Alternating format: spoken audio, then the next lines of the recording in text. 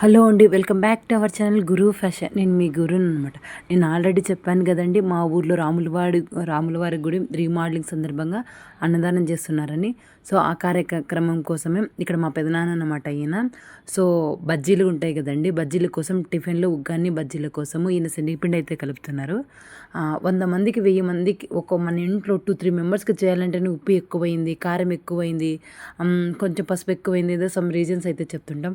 అలాంటిది కొంతమంది హోటల్స్‌లలో స్టార్ హోటల్‌లో చేయాలంటే చెఫ్ చదవాలి, అది ఇది కోర్సులు చేయాలంటే అంటారు.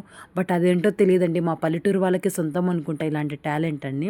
అసలుకు ఏం లేదండి. జస్ట్ అందాజతోనే 1000 మందికైనా సరే మంచిగా ఎంత టేస్ట్ అంటే అంత టేస్టీ ఫుడ్ అయితే ప్రిపేర్ చేసి ఇవ్వగలరండి.